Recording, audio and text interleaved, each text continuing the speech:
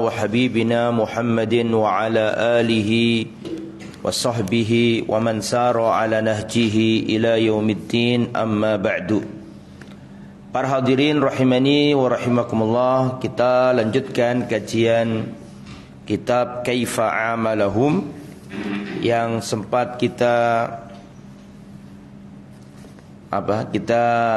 selipi dengan kajian tentang peristiwa Karbala, dan sekarang kita kembali lagi ke kitab Kaifa Amalahum, bagaimana Rasulullah berinteraksi dengan manusia yang ada di sekelilingnya.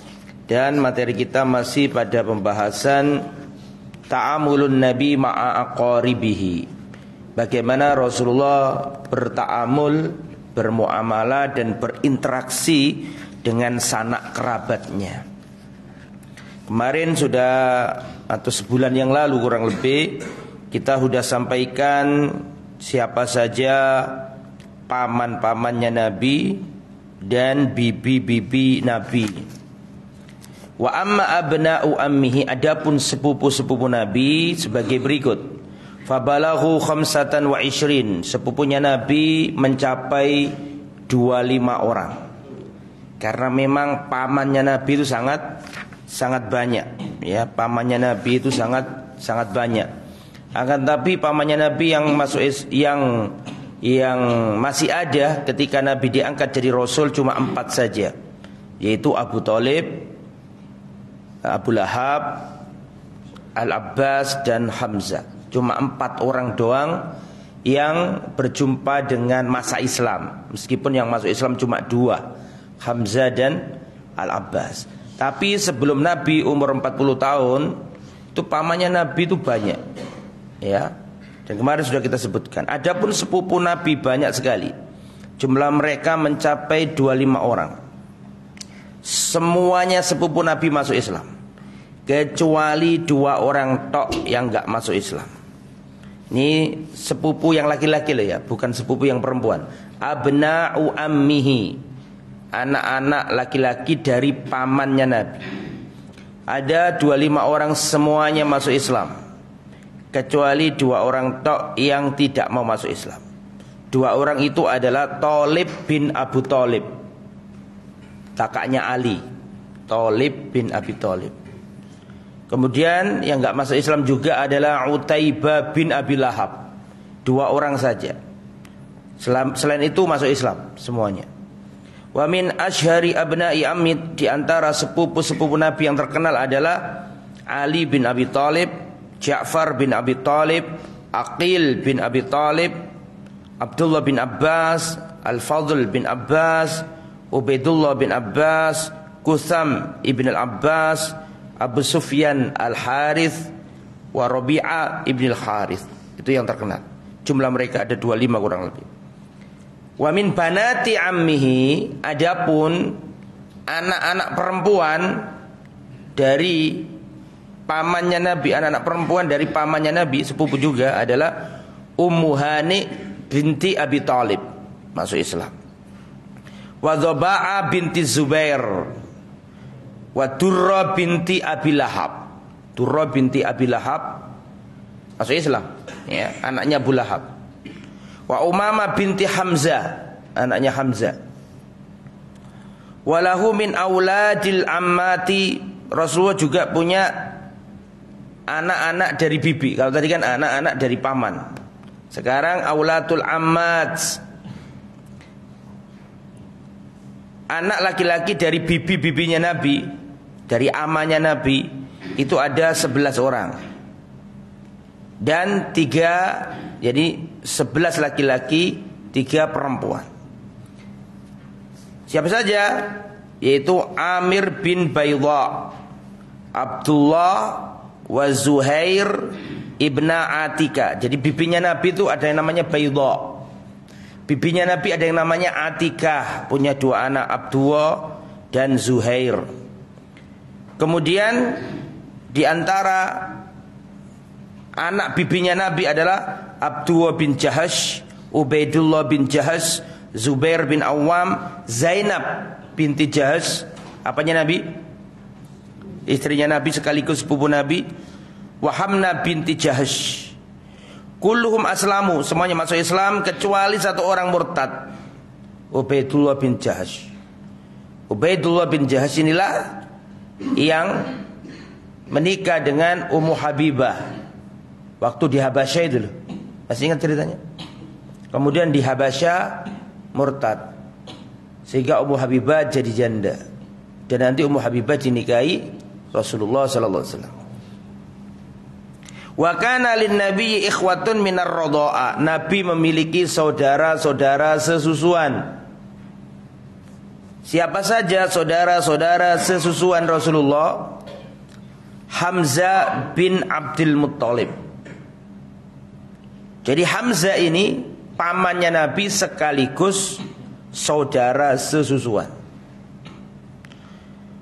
Termasuk saudara sesusuan Nabi adalah Abu Salamah bin Abdul Asad, suami dari Ummu Salamah.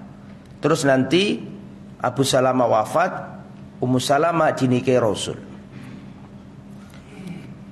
Kemudian termasuk saudara sesusuan Nabi adalah Abu Sufyan ibnil Harith bin Abdul Muttalib, sepupunya Nabi, anaknya Haris. Haris itu pamannya Nabi, yang kapan lalu saya ceritakan masuk Islamnya ketika hampir Fathu Makkah, yang Nabi melengos loh ketika roh seberapa gitu, masih ingat? Karena Abu Sufyan ini sering nyakiti Nabi waktu di Mekah, padahal dia ini Bani Hashim, tapi sering nyakiti Nabi.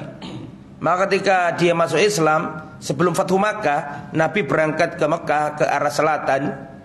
Ini Abu Sufyan ibn Harith ini ke utara, niat hijrah, niat masuk Islam.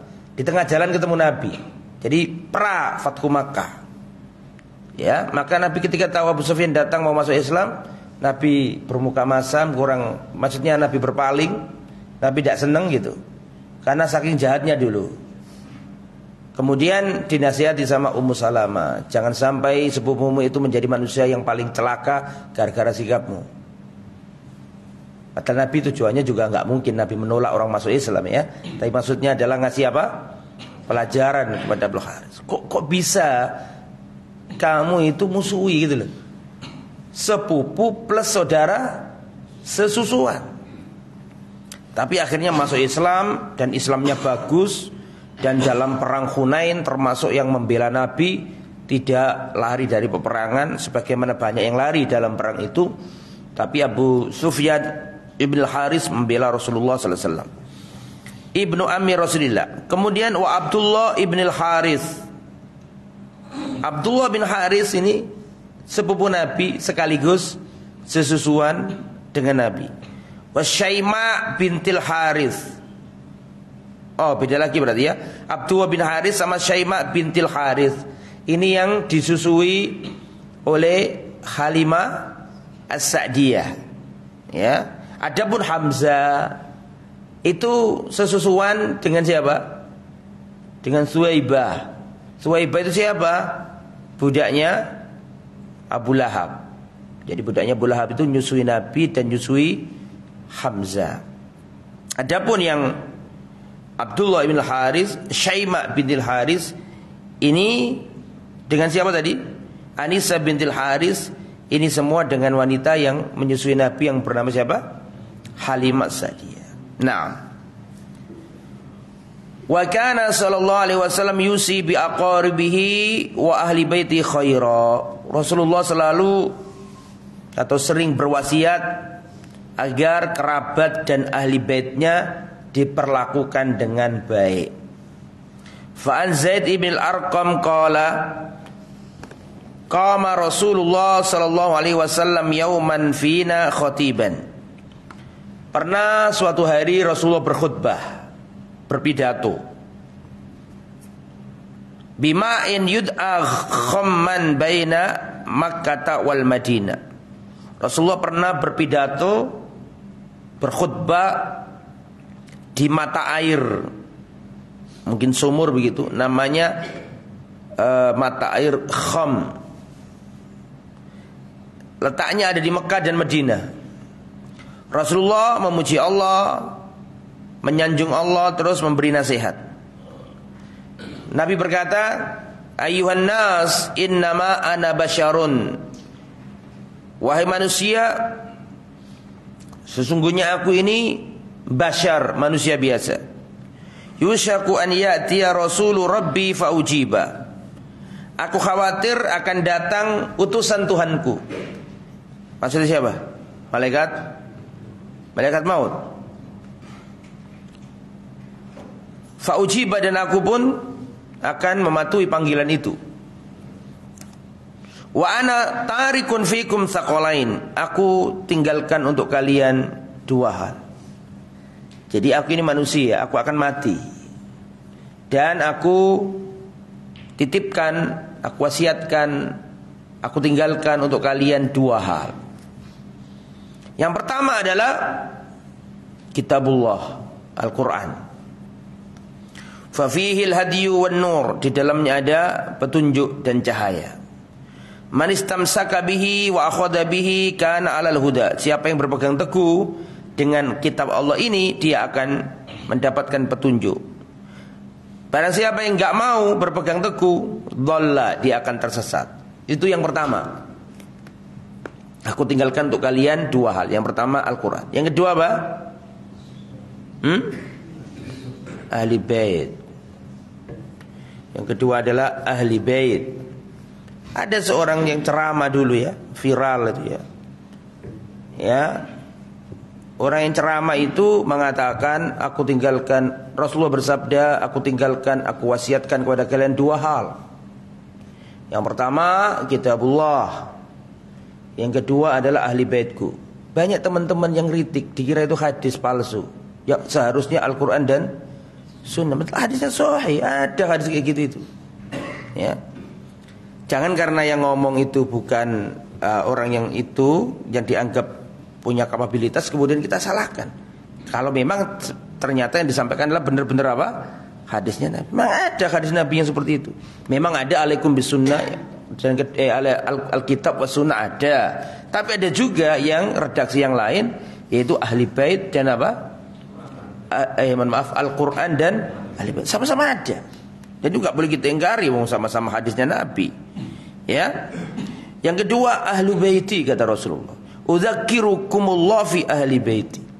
Aku ingatkan kalian akan hak-hak ahli baitku. Udzakirukumullah fi ahli baiti. Aku ingatkan kalian kepada Allah hak-hak ahli baitku. Aku ingatkan, Rasulullah ulangi 3 kali. Aku ingatkan kalian kepada Allah tentang hak-hak ahli baitku. Qala Husain bin Sabura, wa man ahlu baitihi ya Zaid? Wahai Zaid, siapa ahli baitnya Nabi? Alaysa nisa'uhu min ahli baiti? Apa bukankah istri-istri Nabi semuanya itu ahli bait? Qala nisa'uhu min ahli baiti. Iya betul, kata Zaid, semua istri-istri Nabi adalah ahli bait. Ini bantahan kepada orang Syiah yang mengatakan bahwa ahli bait hanyalah Ali, Fatimah radhiyallahu anhuma dan keturunannya saja. Padahal menurut ahlu sunnah enggak seperti itu. Menurut Syiah ya, menurut Syiah ahli bait hanyalah Ali, Fatimah dan anak keturunannya. Ya, Hasan, Husain dan seterusnya. Adapun menurut orang Syiah istri-istri Nabi bukan ahli bait. Tapi kata sahabat ini ya, nisa'uhu min ahli baiti. Istri-istrinya Nabi termasuk ahli bait. Lakin ahlu baitihi man haruma shadaqah ba'dahu. Tetapi ada ahli bait yang khusus lagi, yaitu ahli bait yang tidak boleh makan sedekah. Qala manhum, siapa mereka itu ahli bait Nabi yang enggak boleh makan sedekah itu? Hum alu Ali, mereka itu keluarganya Ali. Wa alu Aqil, keluarganya Aqil. Tahu Aqil kan? Aqil bin Abi Thalib yang kapan lalu kita ceritakan dalam peristiwa Husain itulah. Muslim bin Aqil bin Ali bin Abi Thalib, masih enggak tahu?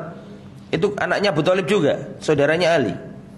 Wa alu Ja'far, keluarganya Ja'far. Ja'far punya anak, Muhammad bin Ja'far, Abdullah bin Ja'far, punya anak keturunan. Itu juga ahli bait. Wa alu Abbas, dan keluarganya Abbas, berarti Abdullah bin Abbas, Fadl bin Abbas, Qusam bin Abbas, dan anak keturunannya. Termasuk dinasti Abbasiyah. Tahu dinasti Abbasiyah? Itu juga ahli bait karena keturunan Al-Abbas. Nah, dan tidak hanya Rasul. Jadi Rasul itu orang yang setia terhadap keluarga. Rasul itu orang yang setia dengan keluarga. Senang kalau ketemu kerabatnya itu Rasulullah. Wa kana Abu Bakar As-Siddiq yaqul, karena ucapannya Nabi sering mengingatkan para sahabat untuk cinta dan perhatian terhadap ahli bait. Maka Abu Bakar As-Siddiq selaku khalifah, beliau berkata,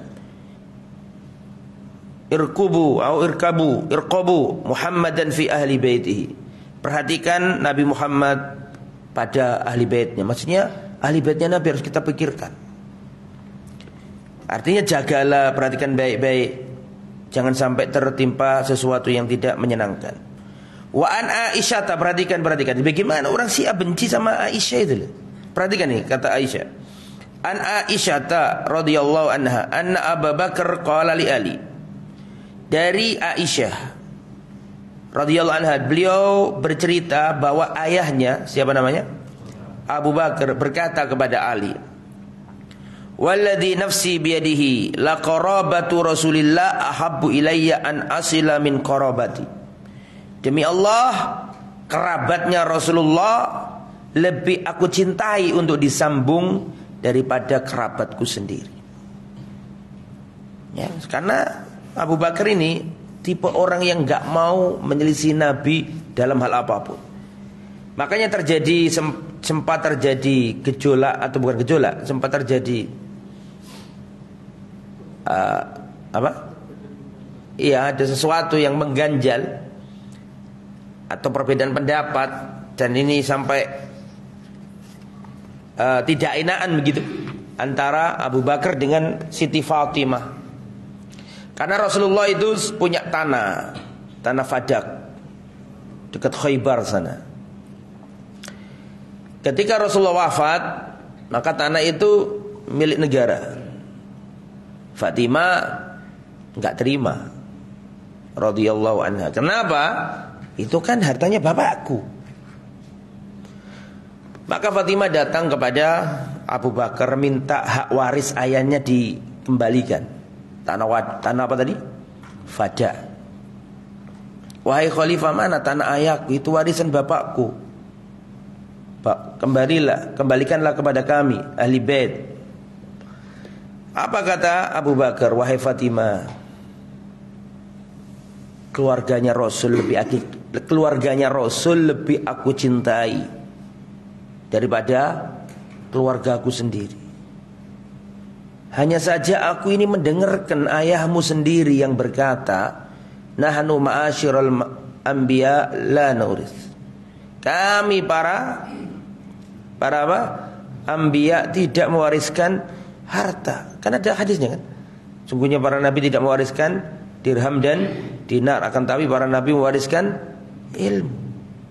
Aku sendiri yang dengar ayahmu yang mengatakan bahwa para nabi tidak diwarisi. Apa yang ditinggalkan ma taroknahu sodako. Apa yang kami tinggalkan menjadi sedekah. Maka enggak bisa, mohon maaf. Gara-gara ini Abu Bakar enggak diwawu sama Fatimah sampai Fatimah menjelang wafat. Kan jaraknya Nabi sama Fatimah wafat kan enggak terlalu jauh. Berapa bulan? 6 ya? 6 bulan. 6 bulan. Deket banget. Ya, itu gak diwawu Abu Bakar itu. Sampai Fatimah sakit, hampir wafat, khalifah izin minta bertemu dengan Siti Fatimah. Dan ada Ali di situ. Kemudian Ali datang ke Fatimah memohonkan izin untuk Abu Bakar agar diizinkan masuk. Dan akhirnya alhamdulillah Siti Fatimah legowo, sehingga ada sambung tali kasih di antara keduanya, saling memaafkan. Dan tindakan Abu Bakar itu enggak, ini hadis disuwenengi Pak sama orang-orang Syiah. Terus dibumbu-bumbui. Pak Fatimah menjerit-jerit, ditolimi sama siapa? Abu Bakar. Banyak itu kisah-kisah Syiah kayak gitu. Nah, ini enggak benar gitu. Abu Bakar itu tidak memberikan warisannya Nabi kepada Fatimah justru karena ngamalkan apa? Wasiatnya Nabi, bahwa apa yang kami tinggalkan akan menjadi apa? Sedekah. Dan itu benar tindakannya Abu Bakar. Di antara yang menunjukkan tindakan benar itu yang dilakukan oleh Abu Bakar adalah nanti Ali ketika jadi khalifah tidak sanggup menarik tanah Fadak untuk keluarganya. Paham gak Mas? Seandainya pendapatnya Fatimah itu benar, toh nanti Ali jadi khalifah, betul apa enggak? Kan bisa saja Ali mengambil tanah Fadak dan membagikannya kepada Hasan Hussein. Bisa dipahami saya? Karena Hasan Hussein bagian dari ahli bait miliknya Fatimah, anaknya Fatimah. Tapi toh nggak bisa juga Ali melakukan itu, dan Ali juga nggak mau melakukan itu. Berarti Ali juga sependapat sama siapa? Abu Bakar. Cuma dia menghormati siapa? Fatimah istri beliau. Itu ya. Jadi Abu Bakar ini termasuk orang yang sayang kepada ahli bait. Ya. Dan Rasulullah Sallallahu Alaihi Wasallam tidak hanya setia kepada kerabat ketika hidup, bahkan sudah wafat itu setia Rasulullah. Masih ingat gak ketika Khadijah wafat? Maka Rasulullah itu selalu senang apa yang berkaitan dengan Khadijah. Kalau punya makanan tolong kasihkan ke keluarganya Khadijah, kan gitu kan? Kalau datang saudarinya Khadijah, namanya siapa? Saudarinya Khadijah, emaknya Abul As. Ngerti Abul As? Abul As adalah istrinya suaminya Zainab, menantunya Nabi, betul? Gini loh, Khadijah itu punya saudari namanya Halah binti Khuwailid. Halah binti Khuwailid punya anak namanya Abul As. Punya anak. Berarti Abul As apanya Nabi? Apanya Khadijah? Ponakan. Nah, ponakannya Khadijah itu dinikahkan sama Zainab. Sehingga Abul As ini ya ponakan ya mantu. Bisa dipahami? Berarti Abul As apanya Zainab? Sepupu. Betul? Plus plus suami. Hala ini kalau datang Rasulullah senang, sumreng. Hala. Ya. Apa yang berkaitan sama Khadijah Rasulullah senang? Ya, setia sama keluarga yang wafat itu setia Rasulullah.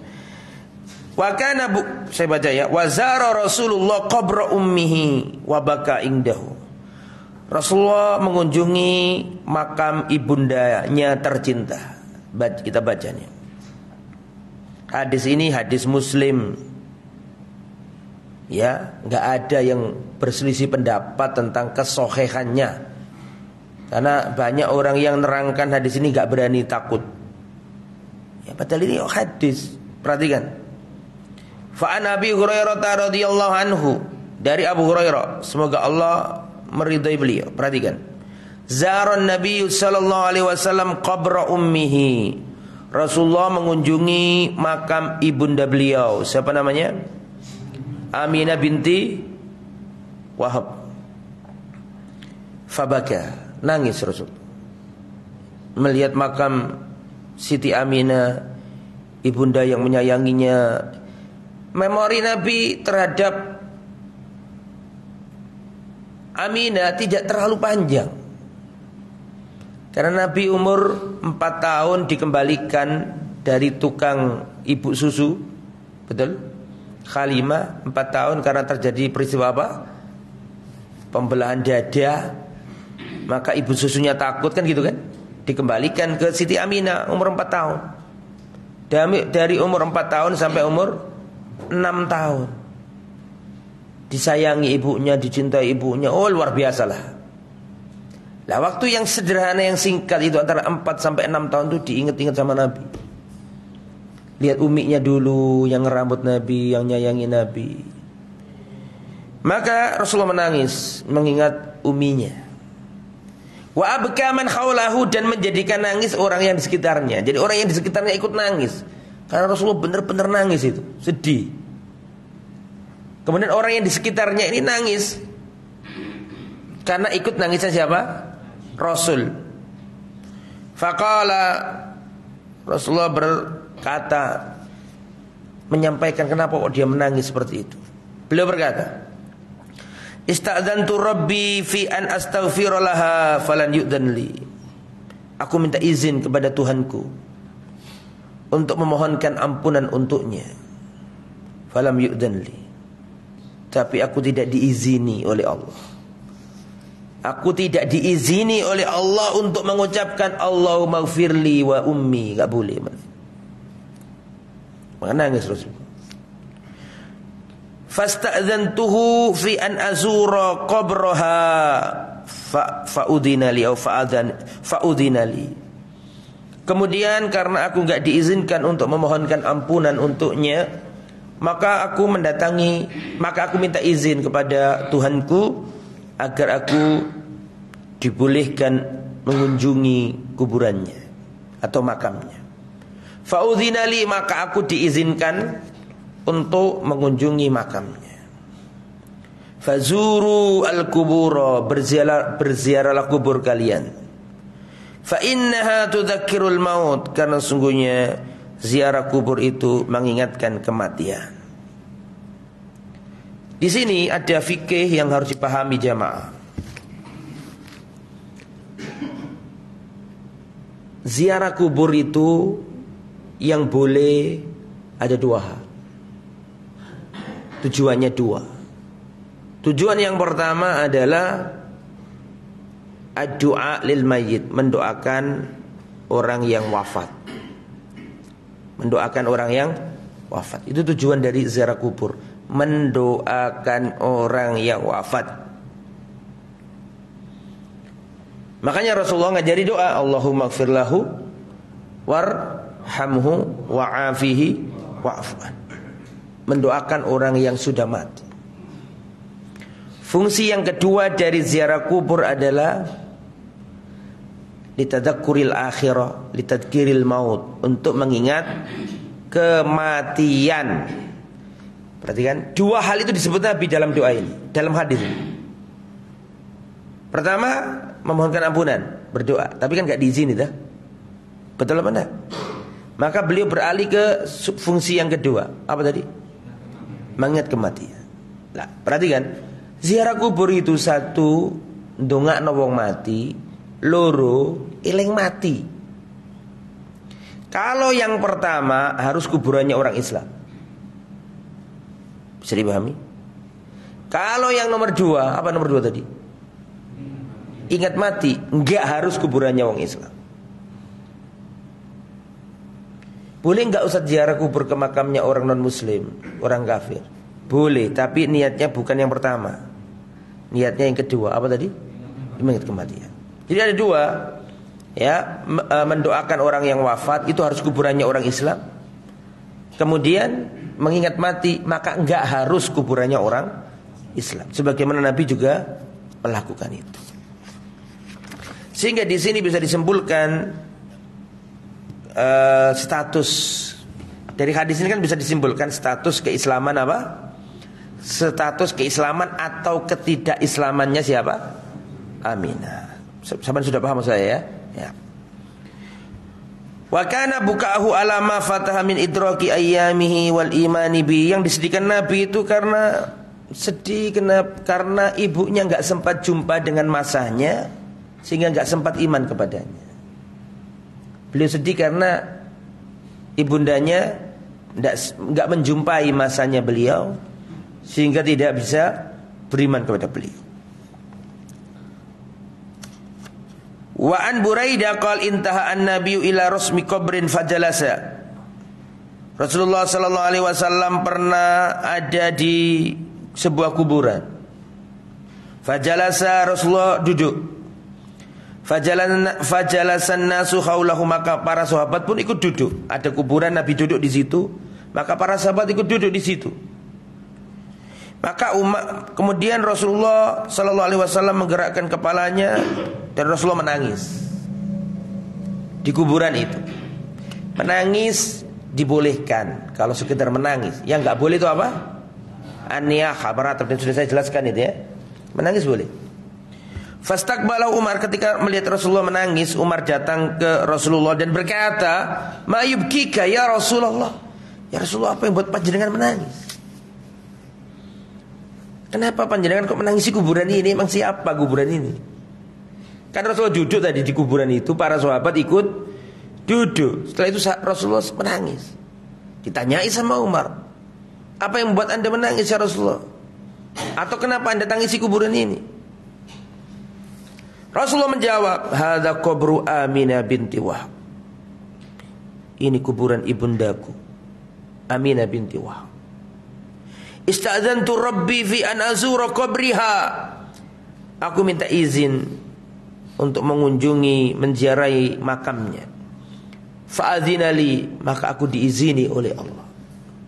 Fasta'dzantuhu fil istighfar.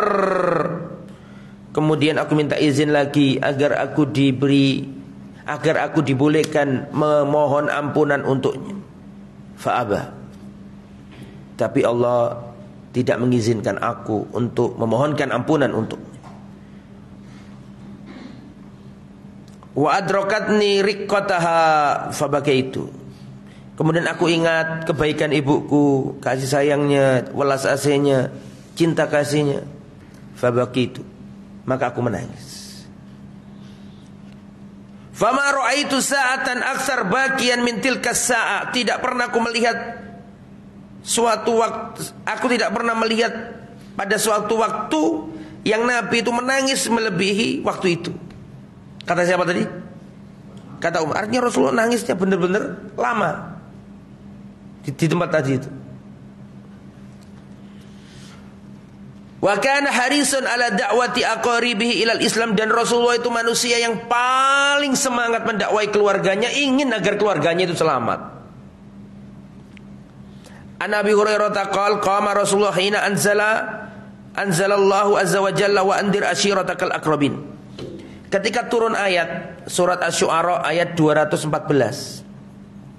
Wa andir ashiratakal aqrabin, dan berikan peringatan kepada keluargamu, sanak kerabatmu wahai Muhammad.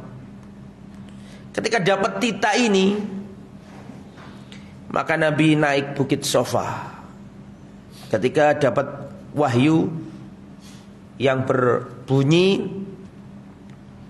wahai Muhammad, berikan peringatan kepada keluarga sanak kerabat dekatmu. Maka Nabi naik bukit Safa dan Nabi berkata dengan kalimatnya yang melegenda, diriwayatkan dari generasi ke generasi, ditulis di kitab-kitab sejarah. Rasulullah berkata, ya ma'syara Quraisy, istaru anfusakum la ughni ankum minallahi syai'a. Wahai orang-orang Quraisy, Rasulullah juga Quraisy, selamatkanlah diri kalian. Aku tidak bisa menyelamatkan kalian di sisi Allah pada hari kiamat. Ya Bani Abdi Manaf, aku tidak bisa bermanfaat bagi kalian pada hari kiamat. Wahai Abbas bin Abdul Muttalib, aku tidak bisa memberi manfaat sedikit pun pada hari kiamat nanti. Wahai Sofia, bibinya Rasulullah, aku gak bisa menyelamatkan kalian di akhirat nanti. Wahai Fatimah binti Muhammad, salini masyiti min mali. Wahai Fatimah, minta hartaku, terserah kau. Minta hartaku, ambil hartaku, silakan. Tapi aku gak bisa menyelamatkan engkau pada hari kiamat. Tidak bisa bermanfaat bagimu pada hari kiamat. Itu padahal Fatimah, ya, bukan keturunan lagi, tapi anak langsung, ya kan? Itu saja digituin Nabi, ya. Maknahu la tattakilu ala qarabati fa inni la aktir ala tafi makruhin yuridullah. Maksudnya Nabi berkata, kalian jangan bersandar atas kekerabatan kita. Aku gak bisa menolong apa yang Allah sudah takdirkan, apa yang Allah tentukan untuk kalian pada hari kiamat. Maka berjuanglah. Di situ disebutkan Abbas, Sofia. Sofia di sini siapa? Istri Nabi apa bibi Nabi? Oh, istri Sofia terus masuk Islam. Wong ini Nabi ngomongnya di Mekah kok. Awal-awal diangkat jadi Rasul. Sofia masih di Medina, masih Yathrib, masih sama Bani apa? Bani Nadir, miliknya orang Yahudi kan. Belum ketemu, belum apa-apa. Ya, Nabi belum nikah sama Aisyah, Nabi belum hijrah. Ini baru awal-awal umur 40-an ke atas masihan ini. Berarti Sofia di sini siapa? bibinya Nabi, emaknya Zubair bin Awam. Tadi yang saya sebutkan, bibinya Rasulullah kan diantaranya siapa? Sofia. Wahai Abbas bin Abdul Muttalib, selamatkan dirimu dari api neraka. Jangan bersandar dengan kekerabatan kita. Wahai Sofia bibiku, bahkan disebut lebih dekat lagi siapa? Wahai Fatimah, putri kesayangannya Nabi, jangan bersandar dengan kekerabatan kita. Selamatkan dirimu dari api neraka. Jadi Rasulullah adalah orang yang, jadi disebutkan dari jauh semakin dekat. Pertama Quraisy, karena seluruh penduduk Mekah kan kebanyakan mereka sesama apa? Quraisy. Terus lebih ngerucut lagi Abdi Manaf, ngerucut ke baninya Nabi. Disebutkan satu-satu. Tayyib, selanjutnya dakwanya Nabi ke kerabat sangat banyak sekali.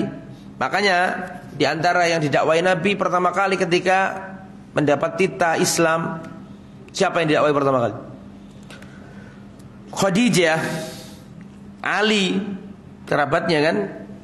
Ya, makanya dikatakan oleh Imam Tirmidzi, awwalu man aslama minar rijali Abu Bakar. Yang pertama kali masuk Islam dari kalangan laki-laki Abu Bakar. Wa aslama Aliyun, dan yang masuk Islam dari kalangan anak-anak adalah siapa? Ali. Wa huwa hulamun ibnu 8 sinin. Pada waktu itu umurnya Ali 8 tahun. Umurnya Ali 8 tahun. Wa awwalu man aslama minan nisa Khadijah. Dan yang pertama kali masuk Islam dari kalangan wanita adalah Khadijah. Kalau kita lihat yang masuk Islam pertama kali ya kerabatnya Nabi. Abu Bakar karuan teman ya. Kemudian Khadijah keluarga. Ali keluarga. Zaid bin Harisa, budak yang ada di sekitarnya Nabi. Maula sudah dimerdekakan. Nah, ini ada kisah yang luar biasa. Silakan diperhatikan. Dan di situ banyak faedah-faedah penting. Yaitu kisah hampir wafatnya Abu Thalib. Dari situ kita tahu bagaimana Rasulullah itu orang yang sangat perhatian untuk mendakwai keluarganya. Perhatikan, wa an Sa'id bin Musayyib an abihi qal. Dari Sa'id bin Musayyib, dari bapaknya yaitu Al-Musayyib. Musayyib ini sahabat Nabi. Kalau Sa'id tabi'in, kalau bapaknya itu yang sahabat insyaallah. Lamma hadarat Aba Thalibin al-wafatu ja'ahu Rasulullah sallallahu alaihi wasallam. Ketika Abu Thalib ini hampir wafat, ja'ahu Rasulullah, didatangi Rasulullah. Fawajada indahu Aba Jahlin. Tapi Rasulullah sudah kedahuluan orang. Ternyata di sisinya Abu Thalib sudah ada Abu Jahal. Wa Abdullah bin Abi Umayyah ibnil Mughirah. Dan ada Abdullah bin Abi Umayyah al-Mughirah. Keponakannya siapa? Abu Thalib. Ya, jadi yang hampir wafat ini bukan Abu Lahab ya, tapi siapa? Abu Thalib. Maka Nabi berkata kepada pamannya, ini Abu Thalib ini ngerawat Nabi sejak umur berapa? Sejak Nabi umur berapa? 8 tahun. Nabi yatim sebelum lahir. Betul? Betul enggak? Ketika lahir disusui Suwaibah. Suwaibah itu siapa Ustaz? Budaknya Abu Lahab. Loh, kok iso Abu Lahab budaknya disuruh menyusui Rasul? Loh, Abu Lahab itu cinta sama Nabi, sayang sama Nabi itu. Bahkan 2 anaknya Abu Lahab dinikahkan dengan putrinya Nabi, kan sudah saya ceritakan bolak-balik itu ya kan. Abu Lahab itu gak senang sama Nabi itu nanti ketika Nabi umur 40. Ketika lahir senang, gak ada orang benci. Karena ini ibarat kata anaknya saudaranya yang wafat. Siapa namanya? Abdullah. Terus anak yang lahirkan kabeh seneng. Ini ponakanku kan gitu kan. Abu Lahab juga seneng. Maka dikasih tuh, siapa namanya? Suwaibah, kamu susui Muhammad itu, keponakanku, begitu loh. Ya. Setelah itu beberapa hari Rasulullah SAW dibawa ke Bani Sa'ad, yaitu siapa? Halimah As-Sa'diyah. Di situ luar biasa ya. Halimah ini menjumpai keberkahan. Kambing-kambingnya digemuk-gemuk, susunya banyak. Sampai iri wanita-wanita Bani Sa'ad. Kenapa kok miliknya Halimah itu kok gemuk-gemuk? Sampai mereka menyuruh budak-budak mereka, wahai para budak, gembalakanlah kambing-kambing kami seperti kambing-kambingnya Halimah. Padahal masalahnya bukan budak wala tempat gembala, masalahnya Halimah punya Rasulullah gitu loh. Mereka nggak punya. Sampai 2 tahun, Mbak. 2 tahun kan selesai masa rodoah, betul? Masa persusuan kan selesai. Penyapian kan 2 tahun. Tapi Halimah ini melihat adanya Rasulullah ini membawa berkah. Maka nggak dikembalikan ke siapa?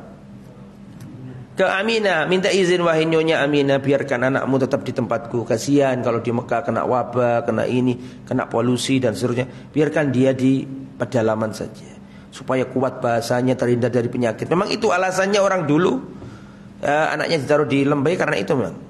Ya, Aminah setuju. Dan Rasulullah di tempat itu bersama anak-anak lain yang sesusuan. Makanya Rasulullah di tempat itu tidak hanya beliau tok yang disusui siapa? Halimah, banyak yang disusui. Jadi jangan dikira terus cintanya Halimah utuh untuk Nabi, dibagi-bagikan juga sama anak-anak susuan lain. Jadi Rasulullah itu minim perhatian. Sampai nih punya anak, punya cucu, umur 1 hari sampai umur 2 tahun. Saya yakin yang hadir di sini semua nyayangi anaknya, betul? Nyayangi cucunya, dicari tempat yang nyaman, dibelikan AC, dibelikan mainan, pokoknya dibikin seenak mungkin. Kita pulang kerja, kita tahu anak kita yang umur 1 hari sampai 2 tahun mesti diiringi istri kita, disayangi.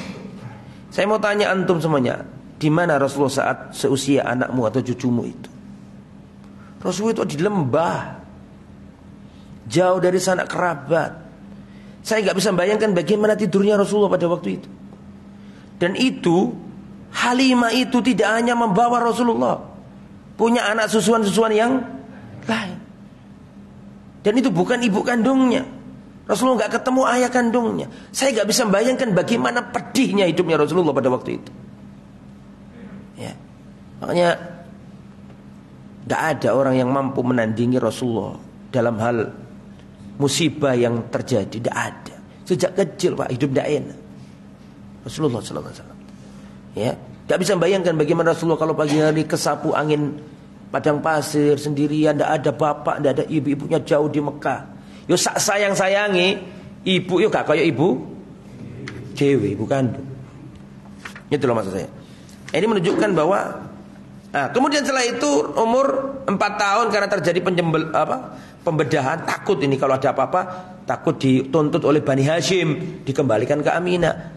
Umur 4 tahun dirawat sama Aminah sampai umur 6 tahun. 6 tahun Aminah wafat, diganti diramut sama Abdul Muthalib. Abdul Muthalib gak lama, cuma 2 tahun tok mati pisan. Umurnya Nabi berapa? 8 tahun. Umur 8 tahun Abdul Muthalib pesen wasiat, kalau aku mati nanti cucuku ini dirawat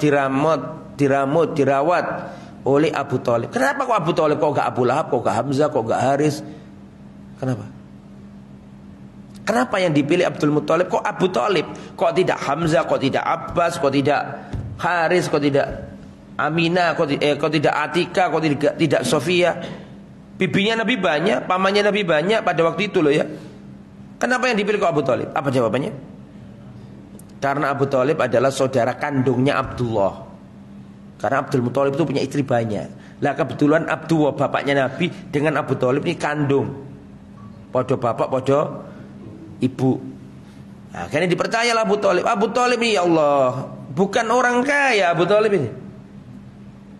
Orang miskin, tapi dia ini memegang erat wasiatnya siapa?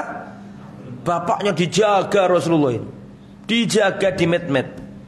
Sampai umur 12 tahun SD kelas 6 kurang lebih, Nabi sudah mulai ya bisa berinteraksi dengan manusia, dididik bisnis sama Abu Thalib. Kan gitu ceritanya. Diajak kemana? Ke Syam. Ke Syam ini ketemu sama seorang pendeta namanya Bahirah. Betul tak? Pendeta ini baca Taurat, baca Injil. Dia melihat kejadian aneh yang terjadi pada bocah kecil Arab ini. Dia melihat tanda-tanda yang aneh. Maka dia penasaran. Maka dia membuat makanan yang enak-enak, tujuannya untuk menjamu kafilah, karavan dari Arab ini, diundang supaya dia bisa melihat anak kecil ini dari dekat. Bisa dipahami ya? Diundang buat makanan, buat makan yang enak-enak. Wahai orang-orang Arab, ta'al, kemarilah, monggo makan di rumah saya. Masuk semuanya. Barang-barang dagangan taruh di luar. Ditambatkanlah kendaraan unta-unta dan kuda-kuda mereka. Mereka masuk. Kasih makan, monggo makan. Setelah itu dilihatin sama Mbak Khirun, mana bocah kecil kok nggak ada. Padahal itu niat saya nggak panganan yo gara-gara rek cilik iku. Kok malah rek cilik gak ono. Akhirnya ngomong, wahai orang-orang Quraisy, masuk semuanya, jangan yang ditinggal. Semuanya harus masuk. Maka mereka lihat sana, nggak ada, sudah lengkap. Sudah lengkap semuanya, nggak ada yang tertinggal. Coba dicek lagi, mesti ada yang belum. Ketahuan, oh iya ada bocah kecil di luar. Memang bocah kecil di luar. Kata siapa? Suruh masuk. Rugilah anak gue panganan akeh. Tujuannya yo arek iki sing tak observasi kok malah nggak boleh masuk. Hanya Rasulullah masuk, semuanya makan-makan. Bahiro itu ngeliatin bocah kecil. Aneh bocah ini. Ada tanda-tanda yang orang awam nggak bisa lihat, tapi dia bisa lihat. Karena dia baca Taurat. Dan kisah tanda-tanda kenabian itu banyak. Di antara ceritanya Salman Al-Farisi, betul? Salman kan diajari sama gurunya. Sudah datang Nabi akhir zaman, ciri-cirinya ini. Berarti itu dalil telak bahwa sebenarnya cirinya Rasul sudah ada di dalam kitab Taurat atau Injil. Akhirnya karena penasaran, maka Rasulullah SAW, maka Bakhiro bertanya, wahai orang-orang Arab, siapa laki-laki anak bocah ini, bocah kecil ini siapa? Maka Abu Thalib menjawab, huwa ibni, itu anakku. Itu adalah apa? Anak. Kata Bahiro, lah nggak mungkin kamu bapaknya. Dan nggak mungkin pula dia ini masih punya bapak. Dia tahu. Maka dikatakan sama Abu Thalib, huwa ibnu akhi. Dia ini adalah anak saudara. Baru dijelaskan sama Bahiro, segera engkau pulang ke Mekah atau suruh seseorang membawa bocah kecil ini kembali ke Mekah. Wallah, jangan kamu bawa ke negeri Syam. Saya khawatir kalau seandainya orang Yahudi melihat bocah kecil ini, maka orang Yahudi akan menyakiti dan melukai atau membunuh bocah kecil itu. Paham saya? Akhirnya Abu Thalib nyuruh seorang membawa Rasulullah kembali ke Mekah. Terus Nabi Muhammad SAW singkat kata ya, dibelain sama Abu Thalib sampai Nabi umur 40 tahun. Terlalu jelentrenya panjang kan. Sampai Nabi umur 40 tahun. Umur 25 lah, umur 25 dulu lah. Yang ada sangkut pautnya sama Abu Thalib ya.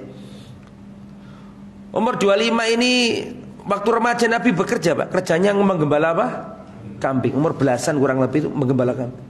Dan umur 20 lebih itu Nabi mulai berdagang, punya kongsi-kongsi gitu. Nah, umur 25 Nabi ya punya dagang sama siapa itu? Khadijah. Akhirnya menikah sama Khadijah.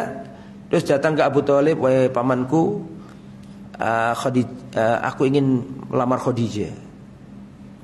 Ya, akhirnya Abu Thalib ngomong sama paman-paman Nabi yang lain, sepakat. Ketemulah dua keluarga, keluarganya Khadijah sama keluarganya Bani Hashim, menikah.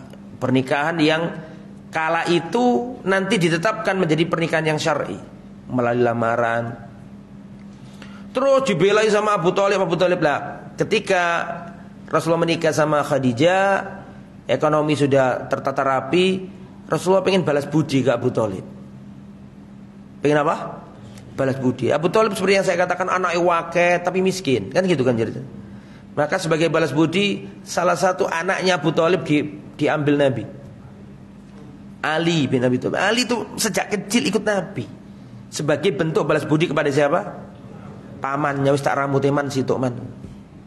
Kasihan zamanya, diramut sama Nabi. Umur 40 tahun dakwah diangkat jadi Rasul. Turun ayat ini, wa andir ashiratakal akrobin, berikan kabar peringatan kepada keluarga besarmu. Nabi enggak langsung naik Bukit Sofa loh, tapi Nabi mengumpulkan Bani Hashim. Seluruh Bani Hashim dikumpulkan, jumlahnya banyak laki-laki, ya pamannya Nabi, mungkin ada sepupu, ada paman, ada banyaklah kerap keluarga besarnya dikumpulkan. Nabi menyampaikan, aku ini diutus untuk umat manusia secara umum dan untuk kalian secara khusus. Itu langsung bukan Abu Jahal kan bukan kerabatnya Nabi, Abu Lahab langsung interupsi. Wallahi inna hadis saw'a, demi Allah ini aib keluarga. Segera kau pegang tangan ponakan kita ini, kalau enggak aku khawatir akan dibunuh orang Arab ini gara-gara nyuruh kita meninggalkan berhala, nyembah satu Tuhan saja. Paham ya? Langsung ucapannya Abu Lahab ini disaut sama siapa? Abu Thalib. La, wallahi aku percaya dengan omongan. Aku sangat takjub dengan apa yang kamu katakan. Wahai ponakanku, ya, kerjakan apapun yang diperintahkan kepadamu. Aku tidak akan pernah menyerahkan dirimu kepada siapapun. Aku akan membelamu. Hanya saja aku nggak bisa ninggalkan agama bapakku. Siapa? Abu Thalib. Abdul Muttalib. Aku setuju omonganmu iku apik. Tak belani awakmu. Ya, sampai nopo sing diperintahno nang awakmu. Tapi aku gak iso ninggalno ajaran bapakku. Tapi tak belo abang gitu. Paham ya? Jadi terbukti Pak. Orang kafir Quraisy itu datang ke Abu Thalib berapa kali? Datang pertama adalah sekedar mengasih peringatan, wahai Abu Thalib, tolong kau hentikan ponakanmu ini. Ini kan terjadi dinamika dakwah kan? Semakin Islam semakin berkembang apa? Pesat kan gitu kan? Orang kafir Quraisy semakin gelisah. Loh kok wakil sing masuk Islam iki? Akhirnya mereka datang ke Abu Thalib. Abu Thalib, tolong hentikan dakwanya siapa? Ponakanmu ini. Ya, imma kau hentikan atau kami yang akan menghentikan. Tadi gue bersama Abu Thalib dianggap angin lalu lah, biasa aja kan itu kan. Ternyata didatangi yang kedua kali. Abu Thalib, kamu hentikan ponakanmu atau kami bunuh ponakan. Wah, ini baru serius. Baru apa? Serius. Hanya Abu Thalib memanggil siapa? Nabi. Wahai ponakanku, jangan kau bebani aku dalam hal yang aku tak mampu untuk memikulnya.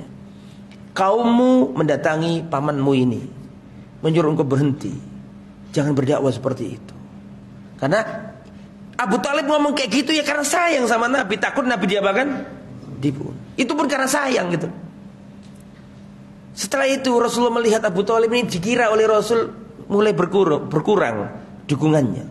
Maka Rasul berkata di depannya Abu Thalib, wallahi wahai pamanku, seandainya mereka orang kafir Quraisy meletakkan matahari di sebelah kananku dan rembulan di sebelah kiriku untuk meninggalkan dakwah ini, wallahi tidak akan pernah saya berhenti berdakwah wahai paman sampai kaku yang binasa atau mereka yang binasa. Nangis Rasulullah. Setelah itu Abu Thalib mengatakan, wallahi wahai ponakanku, kerjakan apa yang diperintahkan untukmu. Wallahi tidak akan aku biarkan mereka menyentuhmu. Dakwah lagi.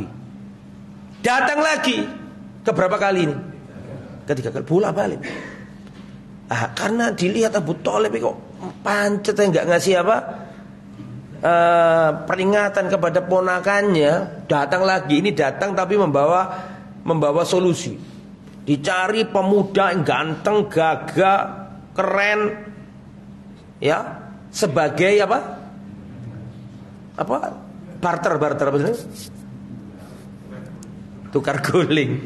Ya, mereka membawa pemuda yang ganteng, gagah. Wahai Abu Thalib, gini aja, wis. Saya lihat kamu nggak bisa, wis. Ini ambilin nih pemuda yang ganteng, gagah, ambilin jadi anak. Kami akan bunuh Muhammad. Ya, ambilin nih sudah, kamu biar punya ganti. Diginiin sama Abu Thalib, bi sama kult, sungguh jelek tawaranmu. Bagaimana kalian menyerahkan anak kalian kepada aku untuk aku hidupi, kemudian kau bunuh anakku? Gak masuk akal. Aku serahkan anakku untuk kau bunuh, kau serahkan anakmu untuk aku hidupi. Macam apa ini? Pak, tidak mau. Sebenarnya, perhatikan saya, sebenarnya Quraisy kan ngapain pakai pamit-pamit ke Abu Thalib? Ya kalau mau bunuh-bunuh aja, gitu kan? Tapi kenapa kafir Quraisy kok pamit ke Abu Thalib? Itu menunjukkan kedudukannya Abu Thalib itu sangat berpengaruh di kota Mekah pada waktu itu. Enggak ada yang berani sama Abu Thalib. Makanya di antara hikmah terbesar ditulis oleh para ulama, hikmah terbesar kenapa Abu Thalib kok enggak masuk Islam. Hikmah terbesarnya adalah dengan hikmahnya justru dengan tidak masuknya Abu Thalib itu Rasul terlindung. Kalau seandainya Abu Thalib itu masuk Islam, maka Abu Thalib pun dia apa kan? Dimusuhi juga. Itu hikmah ya, bukan berarti Allah membela kekafiran, bukan begitu maknanya, tapi hikmah sesuatu yang sudah terjadi gitu loh maksudnya. Itu ya. Adapun bagaimana Rasulullah mendakwai Abu Thalib, insyaallah besok saya terangkan karena waktunya sudah ya. Ya, sampai di sini semoga bermanfaat. Subhanakallahumma bihamdika asyhadu an la ilaha illa anta astaghfiruka wa atubu ilaik. Wassalamualaikum warahmatullahi wabarakatuh.